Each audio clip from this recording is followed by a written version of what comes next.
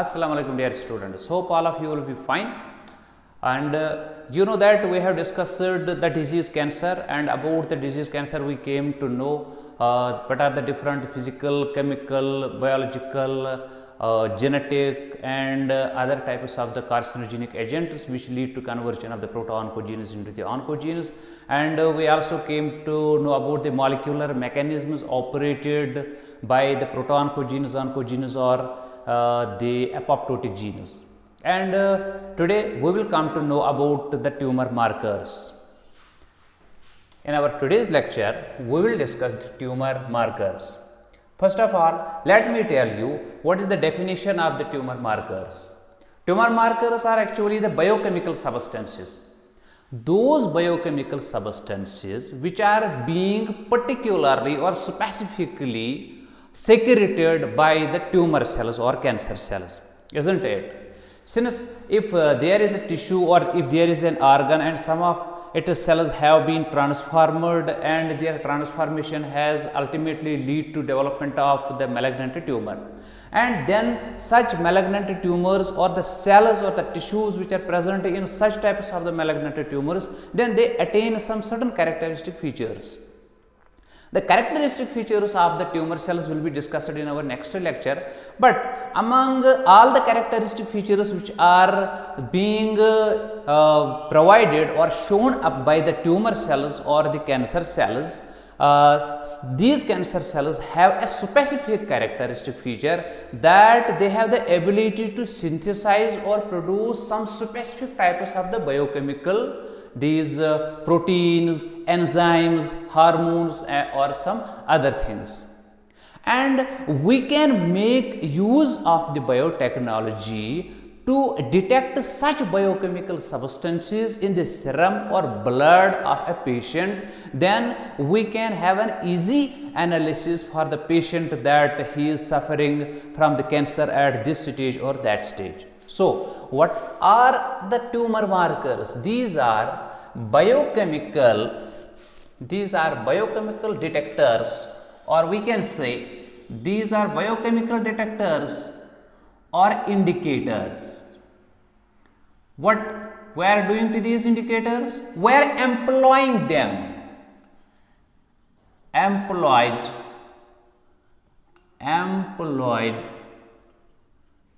to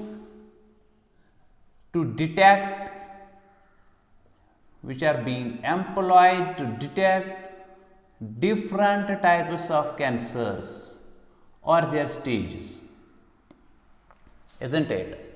Now, tumor markers can be of varied types. Sometimes there can be a biochemical in the form of a protein. Sometimes the marker can be in the form of a hormone. Sometimes they can be present in the form of an enzymes. So, we have categorized all the tumor markers primarily into four important types. Number one, some specific proteins about which we will come to know. Number two, some oncofetal antigens. And number third, some hormones. And number four, enzymes. These are the four major categories of the tumor markers with which we can easily detect the cancers at its different stages among the patients. So, let us have a discussion over some specific proteins. You know, once a cell gets transformed, or once a tissue gets transformed, or once an organ gets transformed, and its proto-oncogenes get converted into the oncogenes, then you already now know that some different characteristic features are being attained by such cancerous cells or transformed or proliferated cells, like uncontrolled continuous cell division takes place, like lack of contact inhibition takes place, and so many other characters are being exhibited by then the transformed cells. And one of the important character which is being attained by some cancers is that such cancer cells are then in a position to synthesize some specific proteins. And among some specific proteins, let me write down here one of the important protein that is known as PSA. It stands for prostate specific antigen. Prostate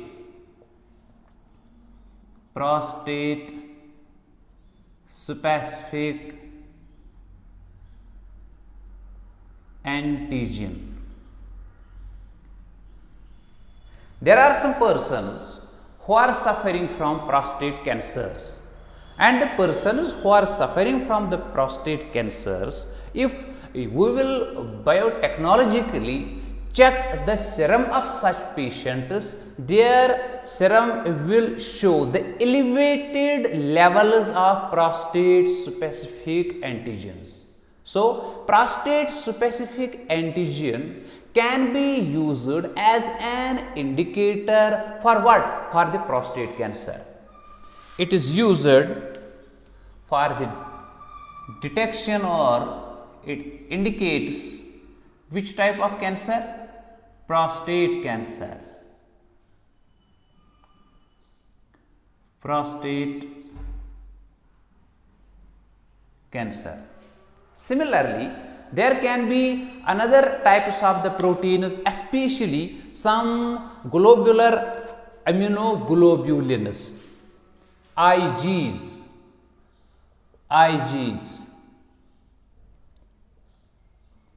Don't expand these Igs as Inspector Generals of the police, but these Igs are actually the immunoglobulins.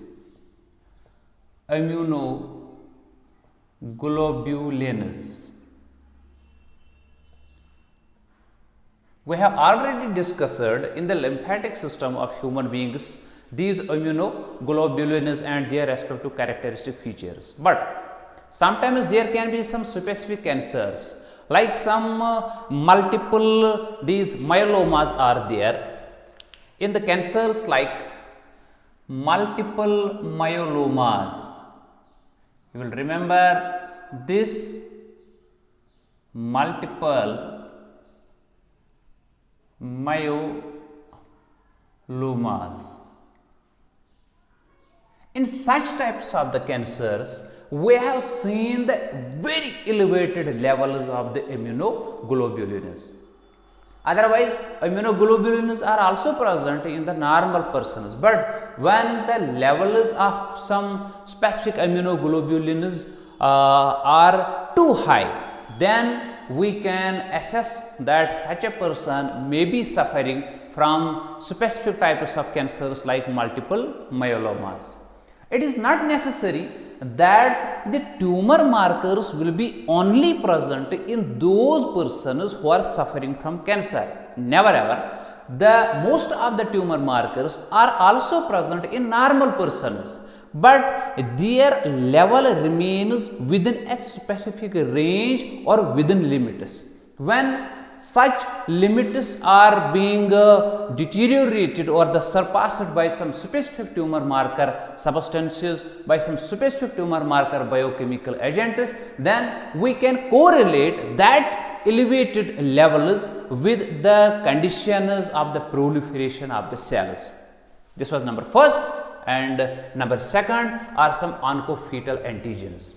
Actually, oncofetal antigens are such types of the biochemicals which are normally present in the fetus or which are being secreted by the fetal cells. When we were in the fetal stage, our cells were having some different characteristic features. When we are adults, our liver is not in a position to synthesize the red blood corpuscles.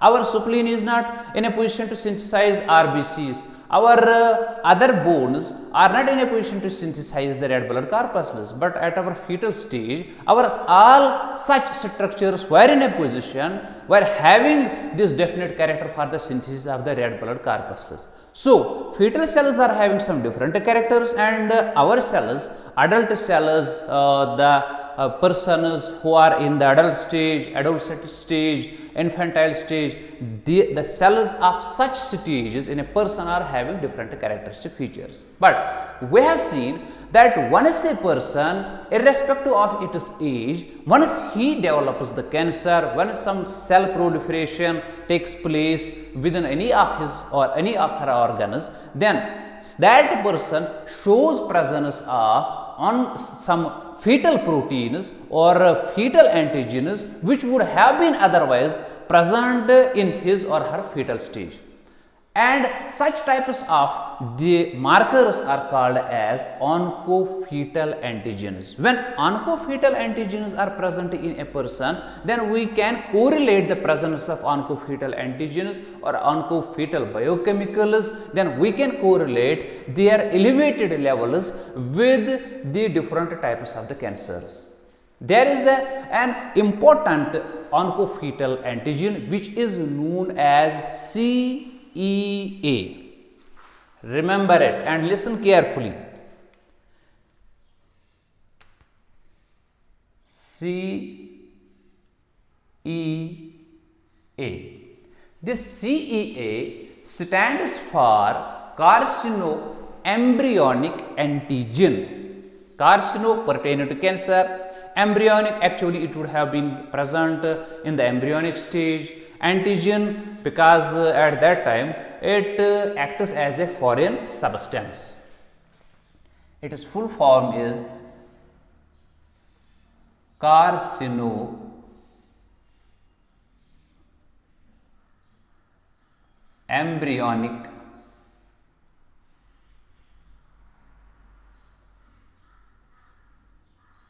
antigen. And the elevated levels of the carcinoembryonic this antigen indicators different types of the cancers which are specifically associated with our gastrointestinal tract. Like we have found that CEA elevated levels are mostly present in colon cancers,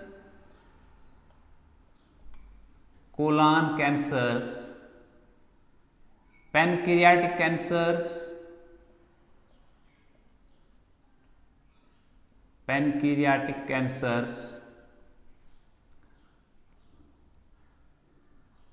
rectal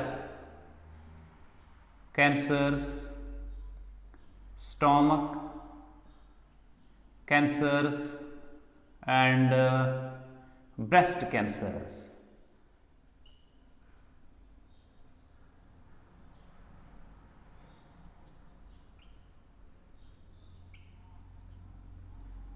See, my dear students, in such types of the cancers of the colon, pancreas, rectum, stomach, breast, we can see the elevated level of carcinoembryonic antigen. Remember here one thing, that it is not always necessary that you will find the elevated level of carcinoembryonic antigen and you will just correlate it and you will say to your patient that you are suffering from this or that type of the cancer. No, it is not necessary that its elevated level is always correlated with these types of the cancers, because these carcinoembryonic antigens have been found to be elevated in some other conditions as well. For example, sometimes in a person there is prevalence of hepatitis. Sometimes hepatitis is there in a patient, and sometimes liver cirrhosis. Liver cirrhosis is there. What is liver cirrhosis? Normally, you are saying that liver cirrhosis is the bleeding that takes place within our liver. And saying more technically, liver cirrhosis is that hepatic or inflammatory condition of the liver due to some disease like infection of different types of the hepatitis viruses, like hepatitis B is there, like hepatitis C is there. And sometimes such severe conditions can lead to the release or bleeding of the liver. and that bleeding takes place to that extent that these bleeded things or these run out things get incorporated into the parenchymatous tissue. Then the metabolism which would have been otherwise exhibited normally by the liver, that also gets deteriorated, and some other biochemical deteriorational conditions took place in the liver, and such conditions are called as liver cirrhosis. But here we have to remember that in liver cirrhosis, in hepatitis conditions, and most of some other conditions, we can also found in the serum of such patients the elevated level of carcinoembryonic antigen, isn't it? So you should never correlate the elevated level of the carcinoembryonic antigen with cancers until you have not conducted other tests like biopsy tests are there, other biochemical tests are there, these technological tests like MRIs are there, computed tomography is there, etc. Isn't it? Then we have another oncofetal antigen which is present in some patients who are suffering from different types of the liver or these gonadal cancers. And one of the important this oncofetal antigen is called as AFP.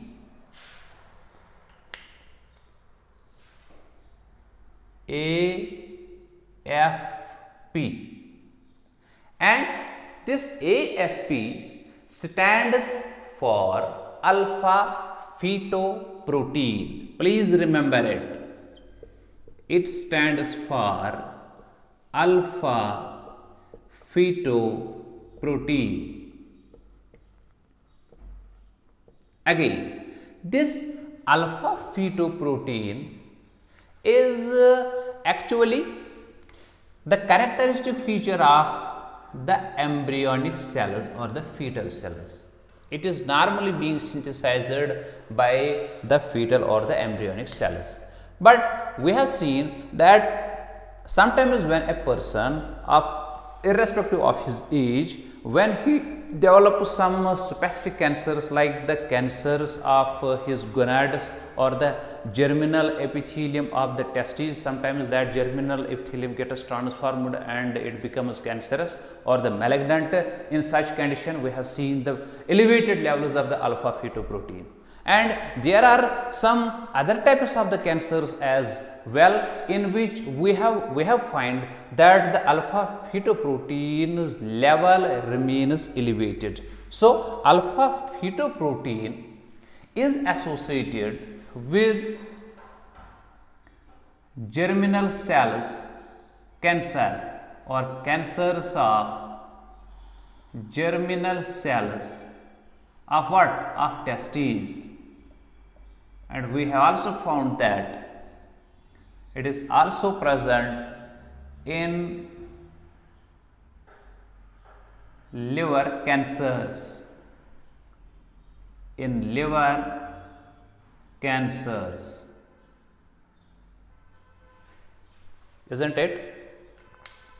So if you will find the elevated level of the alpha fetoprotein in a patient, then you can correlate this elevated level with the cancerous situation of the germinal epithelium of among the male gonad, that is testes, and sometimes you can also correlate it with the cancers of the liver. Then you can go for other tests, then you can go for the tests like MRI is there, like computed tomography is there, like biopsies are there, etc.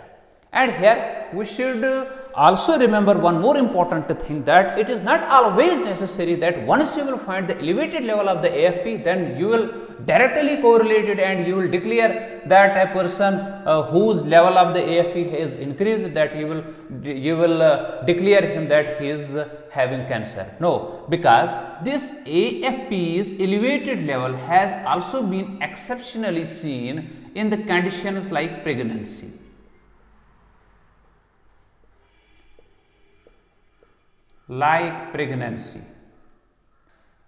I have already told you that there are also other conditions in which we can see the elevated levels of such oncofetal antigens, isn't it? So, once we will see or find the elevated level of some these tumor markers, we should go for or we should conduct some other types of the tests. And number third important oncofetal antigen is known as CA125. Let me write down that here. Our next is CA125, and here this CA is referring to cancer antigen. CA refers to cancer antigen 125, and we have found that the elevated level of the CA125 is related with the cancers of ovaries, ovarian cancers.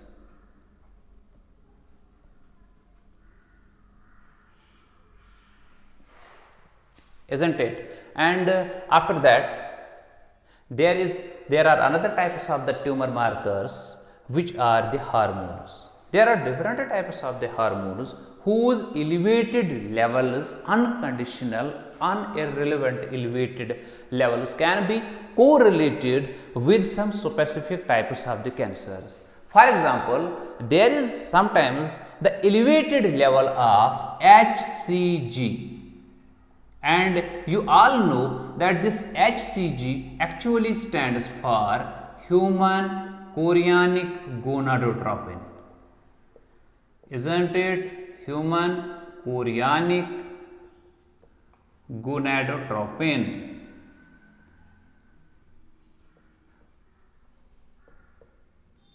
The levels of which in a normal pregnant lady remains elevated, and it is this very hormone whose smallest presence in the urine of a female can be an easy detector for the conception or the pregnancy test, because once the pregnancy test is being conducted, that pregnancy test is being conducted on behalf of presence of HCG in the urine of a concerned person.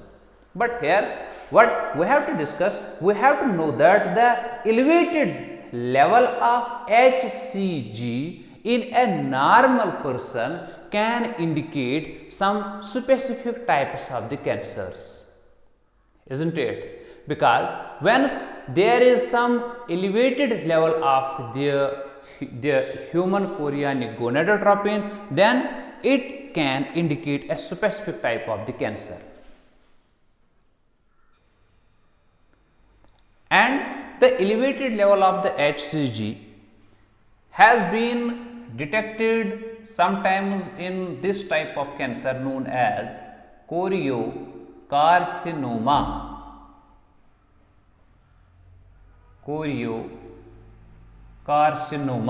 Similarly, sometimes there can be elevated level of another hormone known as calcitonin.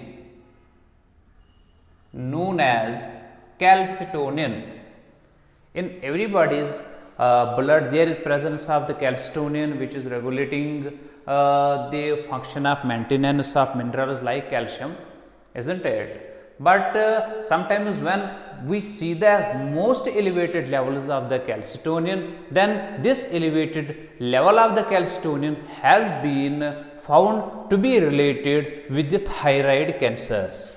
And you know, thyroid has its medullary region and cortical region, but the medullary region, medullary thyroid cancer, this medullary region of thyroid, when it develops cancer, then such cancerous cells synthesize the important tumor marker in the form of the elevated level of this hormone, that is calcitonin, and then we can easily say that the elevated level, uneven elevated level of the calcitonin can be correlated with the cancer which is present in the medulla of the thyroid. So, medullary thyroid cancer has the ability of synthesizing or showing elevated levels of the hormone calcitonin. Besides that, there are some other types of the hormones which are known as catecholamines, and you know about that there are some catecholamines and some of their related metabolites. If there is increased level of catecholamines, elevated level of catecholamines, isn't it, or their metabolites,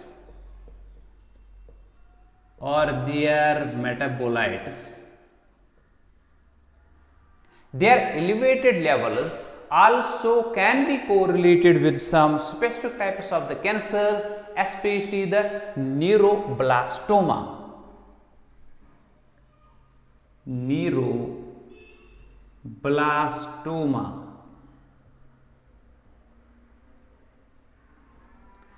In this very deadly cancer, we have seen the elevated levels of the metabolic products of some catecholamines, or we have seen directly the elevated level of the catecholamines. And besides the presence of the hormones as tumor markers, we are also finding some specific enzymatic uneven increased levels which we correlate with some specific cancers. For example, there is an enzyme called as prostate acid phosphatase. There is an enzyme called as prostate acid phosphatase.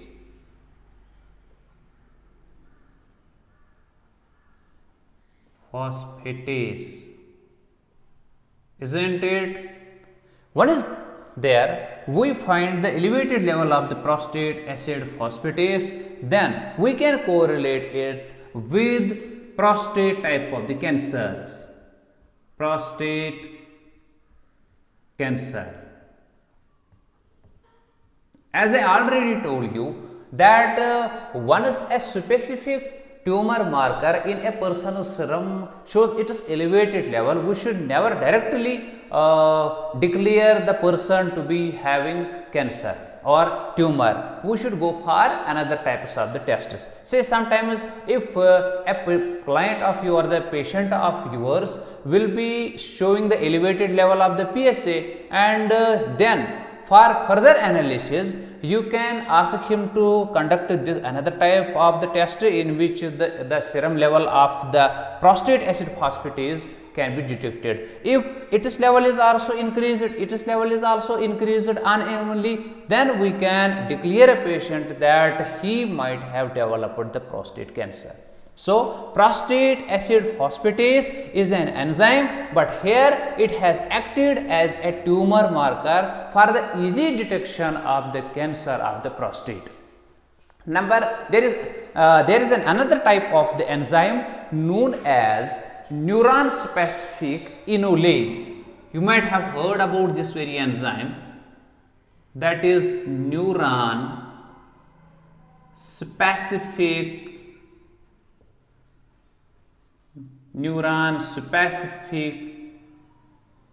inolase. This is another enzyme whose elevated level has been seen in some other types of the cancers like neuroblastomas are there, about which I already told you that in the neuroblastoma type of the cancers we can see or find the elevated level of the catecholamines or their metabolites or the metabolic products. If you will find in a person's serum there is elevated level of the such metabolites which are the products of the catecholamines, or you are finding the elevated levels of the catecholamines, then you can ask him to go for this test in which you will find the NSE level. If the NSE level or the neuron specific inolase level is increased in that patient, then you can correlate these elevated levels in that patient with his neuroblastomas.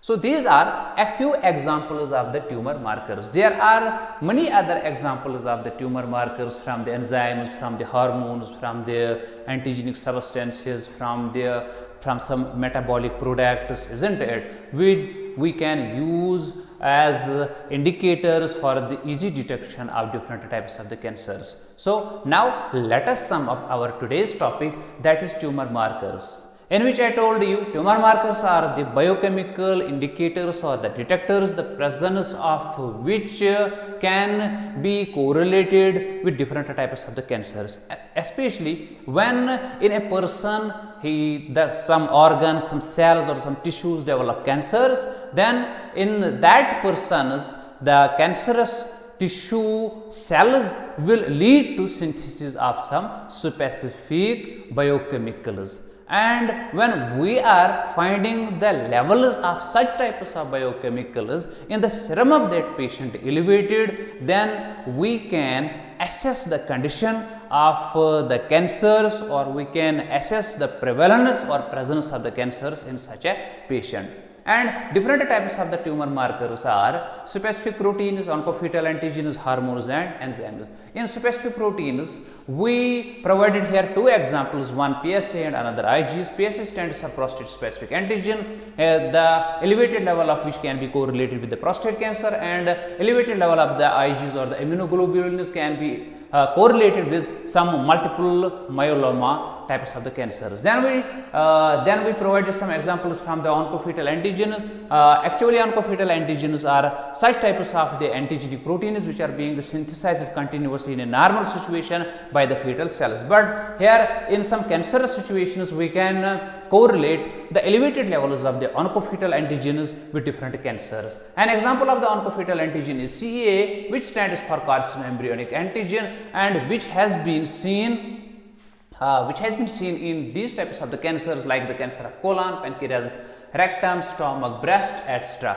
And we have told you that in some other conditions which are not the cancerous conditions, there are chances that we can see the elevated levels of carcinoembryonic antigen, like if the hepatitis condition in a person is there, if liver cirrhosis condition in a person is there, then in such conditions we can also find the elevated level of the CAE. So always we should not declare a patient to be having cancer if we will find some elevated levels of such types of the tumor markers, isn't it? And then we wrote down another example of the oncofetal antigen, that is AFP, stands for alpha fetoprotein, and this alpha fetoprotein is usually elevated in pregnancy like situations. And here once we find the elevated level of the alpha fetoprotein in a normal person, then we can correlate it with these types of the cancers like the germinal cell of the testes. Sometimes they develop cancers,